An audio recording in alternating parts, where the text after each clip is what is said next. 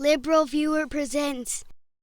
So during Jon Stewart's last 2 weeks on The Daily Show, it was kind of a dickish move on Fox News' part to send around Fox News' so-called media critic Howard Kurtz to basically trash Jon Stewart as a partisan hack based on the news that Stewart had met with President Barack Obama at the White House on 2 occasions, accusing him of failing to disclose secret meetings, as you can see, for example, when Howard Kurtz appeared with Fox News anchor Jenna in this clip. Did he miss something by not disclosing this to some of his viewers earlier when these meetings were happening? You know, I think so. I mean, we've always known there's been a bit of a bromance between Jon Stewart and Barack Obama. We didn't know the full dimensions of it. And, you know, Stewart is a guy, and yes, he's a comedian, but he's also somebody who journalists and the White House take seriously.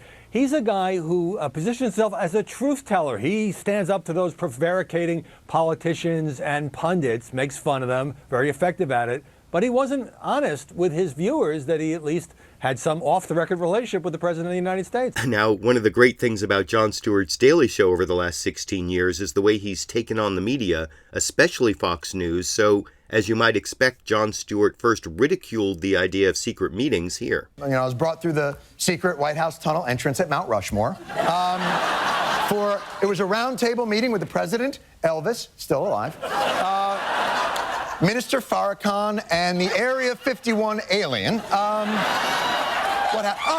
remember what happened. We opened with the traditional Saul Alinsky prayer, supped on the blood of the righteous, and took turns a replica of the Reagan eye socket. Oh, wait. I should tell you it was a replica. The real Reagan eye socket is kept in the Smithsonian and is only on Christmas. Woo! I love that little victory dance there at the end, but Jon Stewart didn't just respond with ridicule, he also pointed out the factual inaccuracy of referring to these meetings as secret, responding to a Fox Business reporter admitting that Jon Stewart's meetings were disclosed in the public White House log in this clip. It's on the log. They're just kind of coming out now, Stewart, so it depends on how you look at it. Right. So I guess if you look at it, then it's not a secret.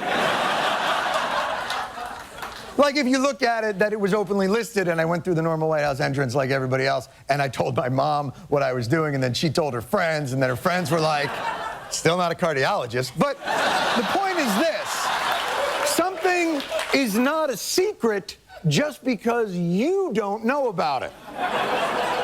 So, through facts like those and through ridicule, Jon Stewart pretty effectively refuted the secret meeting smear that Fox News' so-called media critic Howard Kurtz had been spreading, but that didn't stop Howard Kurtz over the weekend from bringing up the accusation again and again calling the meeting secret, while bringing Baltimore Sun media critic David Zurwick on to basically call Jon Stewart a partisan hack and explicitly call him a tool and a propagandist in this clip. And so these secret meetings with Obama, does this dent his halo a bit? Well, I think it absolutely does. Look, I've been writing for a long time about Jon Stewart serving an ideology. You know, at first when he came out, and even in 2004 when he attacked Crossfire for polarizing the American electorate, he was doing real media criticism in his own way.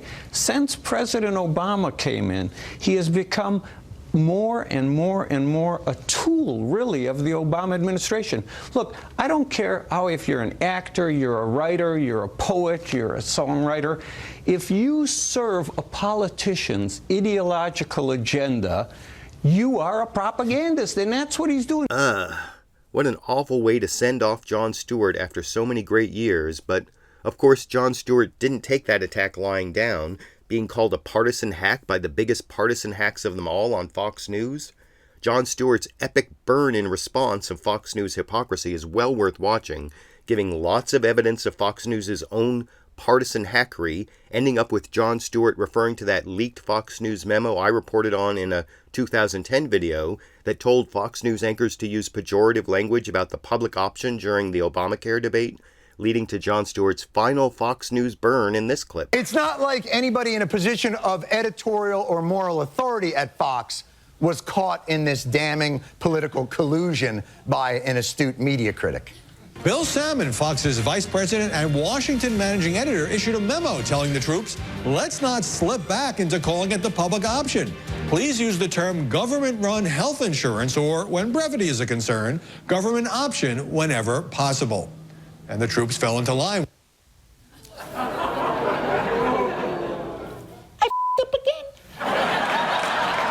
I'm just playing around with you guys.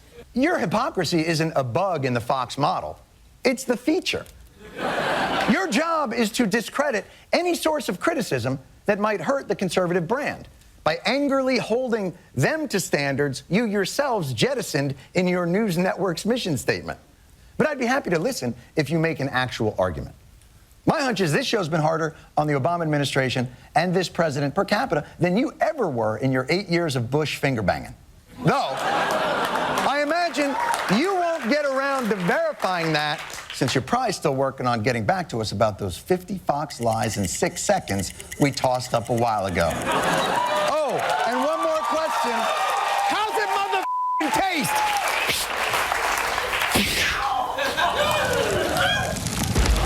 Adios, motherfucker! Boom! Boom! I'm sure going to miss Jon Stewart hosting The Daily Show, and I really enjoyed that final burn of Fox News, but if I had to criticize anything about Stewart's response, it was the way he missed an opportunity to point out more Fox News hypocrisy. While Jon Stewart pointed out Fox News' partisan hackery in response to being accused of being a partisan hack, Jon Stewart missed a similar opportunity to respond to a claim from Fox News anchor Jenna that The Daily Show viewership is too small, though it equals the viewership of the top Fox News shows, and most ironically of all, that Daily Show viewers are deceived into thinking they are watching real news, as you can see here. Interesting. Jon Stewart gets an average about 1.3 million viewers per episode. And if you compare that with the nightly news, for example, that gets nearly 9 million viewers, it doesn't seem like a lot, but most of his viewers, Jon Stewart's viewers, are very young. So he says he's doing comedy, Howie, but if you talk to some of his viewers, they might actually believe that they are getting the news. Sure. Yeah, sure. Except for the fact that Jon Stewart has repeatedly referred to his show as fake news, while Fox News actually has news in its name, yet, as I've shown with hundreds of examples on my Fox News bias playlist over the years, Fox News isn't really news. It's really a propaganda arm of the Republican Party, if anything. Of course, Jon Stewart did an even better job of proving that point over the years, better written and more entertaining in a way that I will really, really miss. But I want to know what you think. Who is more deserving of being called partisan hacks that deceive viewers into thinking they are watching real news? Jon Stewart or Fox News? And now that we've seen Jon Stewart's last burn of Fox News, who won the war between the two over the years? Fox News or Jon Stewart? YouTube, you decide.